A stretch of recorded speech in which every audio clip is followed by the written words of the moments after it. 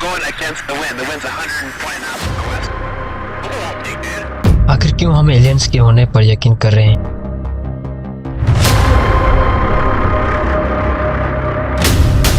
Aliens की reality आज हमारे लिए सबसे बड़ी मिस्ट्री में से एक है।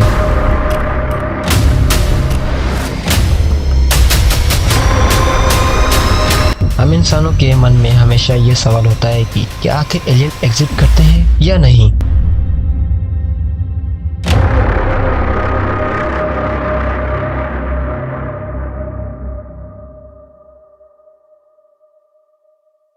I get the giggle factor. They start to giggle, their eyes roll up into the heavens. Because you see, I think they make a mistake.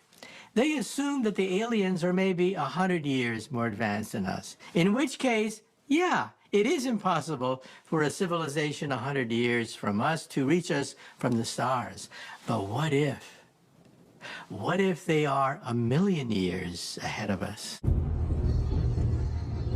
अगर वो इस यूनिवर्स में रहते हैं तो वो जगह कौन सी है, वो एलियंस कैसे दिखते होंगे और क्या वो भी हमें ढूंढने की कोशिश कर रहे हैं। ऐसे कई सवाल हमारे दिमाग में घूमते रहते हैं। दुनिया के कई लोग धरती को एक यूनिक प्लेनेट मानते हैं, पर आखिर वो कौन सी वजह है जो हमें एलियंस पर यकीन करने पर मजबूर करते हैं। आज की इस वीडियो में आपको इन्हीं सवालों के जवाब देने वाला हूँ। आज के इस वीडियो में आपको कुछ ऐसे फैक्ट्स के बारे में बताऊंगा जो आपको एलियंस पर बिलीव करने पर मजबूर कर देंगे। तो आज की इस वीडियो को तक जरूर देखना। एलियंस लाइफ पर यकीन करने का सबसे सिंपल रीजन है लॉ ऑफ एवरेज। आप चाहें सेक्शन ए में हो या डी में, हर सेक्शन में आपको एक टॉपर तो जरूर मिलेगा। जरूरी नहीं कि वो 99% पर ही टॉप करे, हो सकता है कि वो 59% पे भी अपनी पूरी क्लास में टॉप हो जाए। हमारे इस यूनिवर्स में 1,00,000 करोड़ से ज्यादा गैलेक्सीज हैं और हर एक गैलेक्सीज में कई हजार करोड़ स्टार होंगे और फिर ऑर्बिट करने वाले प्लैनेट और इनको ऑर्बिट करने वाले मून्स। इतने बड़े यूनिवर्स में सिर्फ हमारी धरती पर ही लाइफ पॉसिबल है। चलो थोड़ा डीप जानते हैं, पर ये सब सुनने और देखने के लिए करेज चाहिए। यहाँ पर एक चीज है पास्ट जो इनकंसिस्टेंट है। हमारे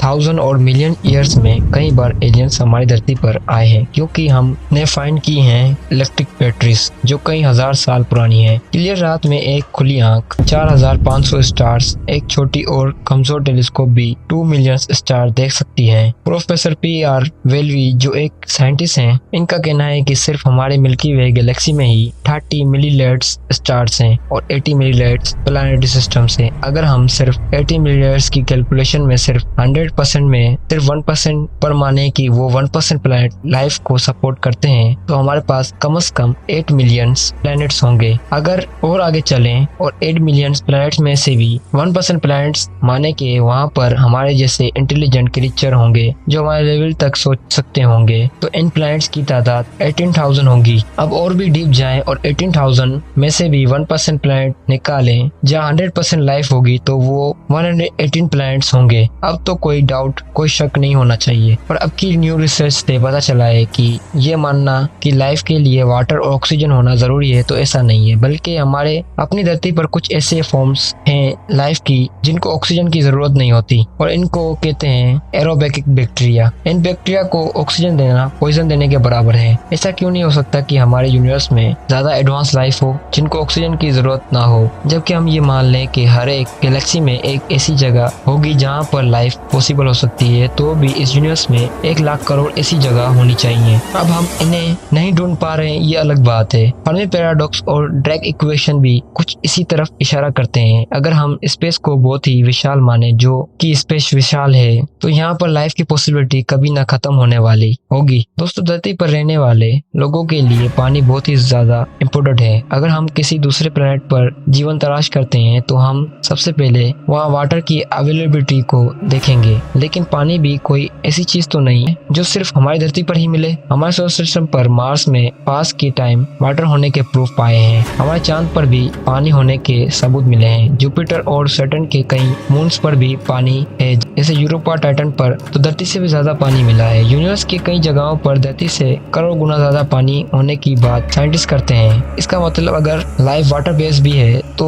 सिर्फ धरती पर लाइफ रेयर नहीं होनी चाहिए। और यूनिवर्स में दूसरी जगह भी एलियंस हैं, लेकिन क्या ऐसा जरूरी नहीं कि लाइफ वाटर बेस्ड ही हो? जी नहीं, मैं आपको पहले ही बता चुका हूँ कि जब हम दूसरे प्लेनेट पर लाइफ की कंडीशन फाइंड करते हैं तब हम इसको अपने हिसाब से देखना चाहते हैं, लेकिन हो सकता है कि दूसरे प्लेनेट के एलियंस के लिए लाइफ की कंडीशन बिल्कुल ही अलग हो। लेकिन आखिर कैसे? इसकी पॉसिबिलिटी बहुत ही ज्यादा होने वाली है। हो सकता है वहाँ हाइड्रोजन, नाइट्रोजन या मीथेन एटमॉस्फेयर हो जिसमें वो एलियंस सांस देते हों। इन्हीं में से कोई चीज लिक्विड फॉर्म में ही वहाँ का पानी बनाते हों और वही एलियंस पीते हों। इंटरेस्टिंगली हम ये भी कैसे कह सकते हैं कि एलियंस हमारी तरह ही हड्डियों के बने हों? क्या पता वो लिक्विड या गैस फॉर्म में भी एग्जिस्ट करते? सुनने में भले ही मिस्टीरियस लगे, लेकिन ये पॉसिबिलिटी हो सकती है। पिछले कुछ सालों में हमने हमारी धरती पर ये ऐसे हजारों स्पीशीज फाइंड की हैं जो ऐसे एक्सट्रीम कंडीशन में भी जिंदा है जिनके बारे में हम इमेजिन भी नहीं कर सकते हैं। तो क्या पता बर्फ से जमे प्लूटो और आग उगलने वाले वीनस के सरफेस के नीचे भी हमें कोई लाइफ फॉर्म मिल जाए। कोई इंसान नहीं कह सकता है। वैसे हम धरती पर लाइफ की बात करते हैं, लेकिन मार्स पर भी पहले लाइफ होने के सबूत मिलते हैं। तो हो सकता है कि मार्स अभी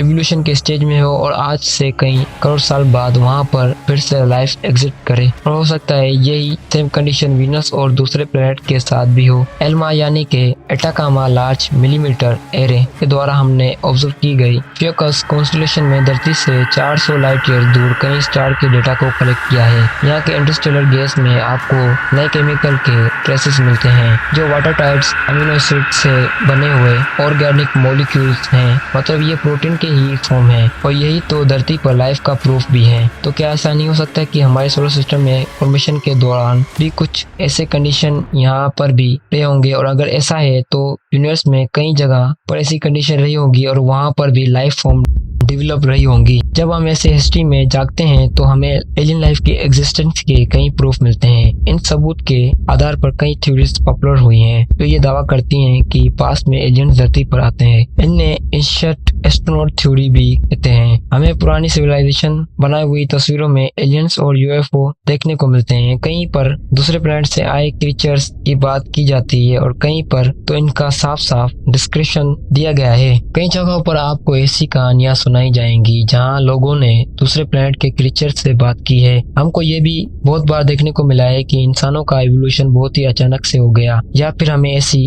एंशिएंट टेक्नोलॉजी देखने को मिली है जो एंशिएंट होने के बावजूद भी बहुत ही एडवांस है। इस टॉपिक पर कुछ साइंटिस्टों का कहना है कि ये टेक्नोलॉजी इस समय में लोगों को एलियंस ने दी थी। अब बात करते हैं इस रीजन की जो एलियंस के होने पर डेफिनेटली प्रूफ देता है। दुनिया में समय समय पर ऐसे हादसे होते हैं जहाँ पर लोग ये दावा करते हैं कि इन्होंने एलियंस के यूएफओ को देखा, एलियंस से मुलाकात की और एलियंस इन्हें किडनैप करके ले गए थे। इसी हजारों घटनाओं के बारे में आपने जरूर सुना होगा, लेकिन इनको हर बार सिर्फ ये कहकर नकार दिया जाता है कि ऐसा दावा सिर्फ अपने आप को लाइमलाइट में लाने के लिए ही किया जा रहा है या फिर ये फेक है। लेकिन हम इनमें से सिर्फ 1% घटनाओं को भी सच माने तो ये एलियंस की एग्जिस्टेंस को कंफर्म करती हैं। दुनिया में ऐसी भी कई इंसिडेंट्स हुए हैं जब हजारों लोगों ने एक साथ एलियन के यूएफओ देखने का दावा किया है। For example the Phoenix light, 1917 Tehran UFOs. इन दोनों के बारे में 18 अप्रैल 2020 को रिलीज हुआ 3 वीडियोस जिसमें यूएफओ यानी अनआइडेंटिफाइड ऑब्जेक्ट देखने का दावा किया गया। और ये सुनते ही आपके मन में ये आ रहा होगा फिर से कोई नया रूमर्स या फिर एक और फेक वीडियो। इससे पहले कि आप अपने ओपिनियन नीचे कमेंट में पेश करें, हम इस हादसे को एक्सप्लेन करने का मौका दीजिए। आप सोच रहे हैं कि ये बस सिर्फ एक अफवाह है और कुछ नहीं, तो मैं आपको बता दूं ये वीडियो फुटेज किसी और ने नहीं बल्कि खुद पेंटागन ने रिलीज की है। अब ये पेंटागन क्या है? पेंटागन असल में वाशिंगटन डीसी में यूएसए डिपार्टमेंट ऑफ डिफेंस का हेडक्वार्टर ऑफिस है। यूं तो इस तरह के न्यूज को लोग अक्सर इग्नोर करना पसंद करते हैं, लेकिन इस बार इस न्यूज की हकीकत खुद पेंटागन ने दी, जिस वजह से लोगों में एक तरह का डिप्रेशन देखा गया। तो चलिए जानते हैं आखिर क्या है इन वीडियोस की सच्चाई। कहा जाता है कि 2004 में जब अमेरिका के पायलट्स अपने ट्रेनिंग को अंजाम दे रहे थे तब इन्हें अचानक पैसिफिक ओशन के ऊपर एक अजीबोगरीब चीज दिखाई दी। ऐसा देखा गया कि वो ऑब्जेक्ट काफी वक्त तक पैसिफिक ओशन के ऊपर घूम रहा था और फिर अचानक वो तेजी से आसमान की तरफ बढ़ने लगा और फिर गायब हो गया। क्रू ने यह दावा किया वो चीज करीब 14 फीट लंबा था और जिस तेजी से वो आसमान की तरफ बढ़ा था। इतनी तेजी से इन्होंने किसी भी चीज को उड़ते नहीं देखा। इस पूरी मंजर को पायलट्स ने अपने जेट प्लेन के कंप्यूटर स्क्रीन पर देखा और इसको रिकॉर्ड कर लिया। इस तरह के 2 और वीडियोस 2015 जनवरी में इस कोर्स पर रिकॉर्ड किए गए थे। इन वीडियोस को रिकॉर्ड करने के लिए पायलट ने अपने एयरक्राफ्ट में इंस्टॉल इंफ्रारेड कैमरास का इस्तेमाल किया। इस तरह के कैमरास काफी पावरफुल माने जाते हैं, जो रात में लॉन्ग डिस्टेंस के लिए बहुत काबिल होते हैं। अब इन यूएफओ की फुटेजेस तो कैमरास में कैद हो गई थी, लेकिन ज्यादा देर तक ये बात लोगों से छिप न सकी। सबसे पहले 2007 में ये फुटेजेस इंटरनेट पर लीक कर दी गई, जिससे एलियंस पर फिर एक बार चर्चा का टॉपिक बन गया। सिर्फ इमेजिनेशन समझे जाने वाले यूएफओ की लीक फुटेज आगे आने पर कुछ लोगों में एलियंस को देखने पर दिलचस्पी देखी गई, लेकिन बहुत से लोग ऐसे भी थे जिन्होंने एलियंस या ऐसी एक्सट्राटरेस्ट्रियल लाइफ की बात को एक तरह का पब्लिसिटी स्टंट के कर टाल दिया। लेकिन 2017 दिसंबर और मार्च 2018 में सामने आए 2 वीडियो जो खुद अमेरिका के पायलट ने रिकॉर्ड किए थे। टॉम डेलॉग, जो कि एक प्राइवेट कंपनी के को-फाउंडर कहलाते हैं, इन्होंने इन वीडियोस को रिलीज किया कि इन्हें एलियंस और इनसे जुड़ी मिस्ट्रीज में काफी दिलचस्पी है। साल 2018 तक देखे गए वीडियोस लोगों में एक तरह की बेचैनी, कई तरह के सवाल खड़े कर रहे थे कि वो फुटेजेस वाकई में एक एलियन की थी। एक फुटेज में तो पायलट को ये कहते हुए सुना जा सकता है कि वो ऑब्जेक्ट बहुत ही तेजी से आगे बढ़ रहा है। इन सभी सवालों का जवाब ढूंढने के लिए पेंटागन ने 18 अप्रैल 2020 को ऑफिशियल तौर पर इन 3 फुटेजेस को रिलीज किया। पेंटागन ने सारे अवाम में ये एक्सेप्ट किया कि वो वीडियो फुटेजेस के पायलट के द्वारा रिकॉर्ड किया गया था, मगर इसके अलावा पेंटागन ने एक और बात का खुलासा किया, और वो ये है कि इन वीडियोस में दिखाया गया ऑब्जेक्ट कोई यूएफओ नहीं बल्कि एक तरह का नेचुरल फेनोमेना है, जिससे पेंटागन ने नाम दिया अनआइडेंटिफाइड एरियल फेनोमेना। पेंटागन का मानना था कि इस तरह का एरियल आसमान में अक्सर होता रहता है। अब भले ही पेंटागन इस बात से इनकार करे कि वो ऑब्जेक्ट यूएफओ नहीं था, लेकिन कई तरह से सवाल हैं, जैसे कि वो इतनी तेजी से कैसे उड़ रहा था, या फिर कैसे वो ऑब्जेक्ट पल भर में ही गायब हो गया। इनका जवाब शायद पेंटागन के पास भी नहीं था। इन तीनों फुटेजेस के अलावा ऐसे कई सारी वीडियोस हैं जो इस बात का सबूत देता है कि हम इस यूनिवर्स में अकेले नहीं हैं। कहा जाता है कि किसी यूएफओ को